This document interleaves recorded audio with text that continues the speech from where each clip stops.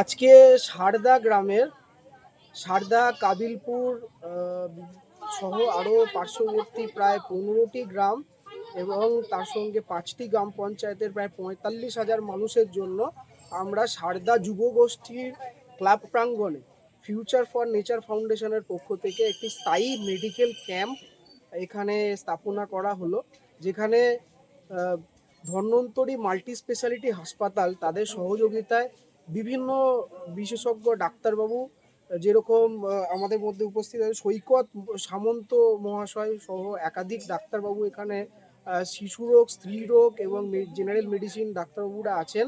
তারা সবাই থেকে তারা চিকিৎসা পরিষেবা দিচ্ছেন।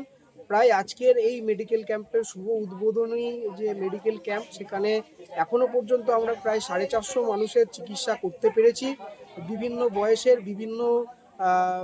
বিভিন্ন বয়সের বাচ্চা থেকে আরম্ভ করে স্ত্রী রোগ বিশেষজ্ঞ এবং সাধারণ মানুষের জন্য চিকিৎসা আমরা অলরেডি পৌঁছে দিতে পেরেছি ফিউচার ফর নেচার ফাউন্ডেশনের পক্ষ থেকে।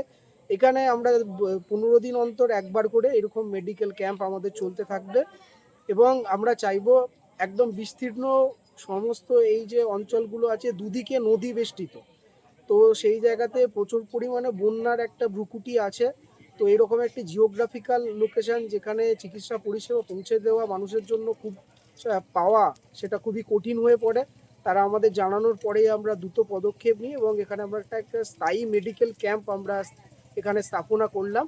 আগামী দিনে আমরা চাইছি সরকারি এবং বেসরকারি সহযোগিতা পেলে আমরা এই মেডিকেল ক্যাম্পকে আরও বড় আকারে আমরা মানুষের মধ্যে পৌঁছে দিতে পারব। আমি Subhradeep Ghosh, secretary future for nature foundation.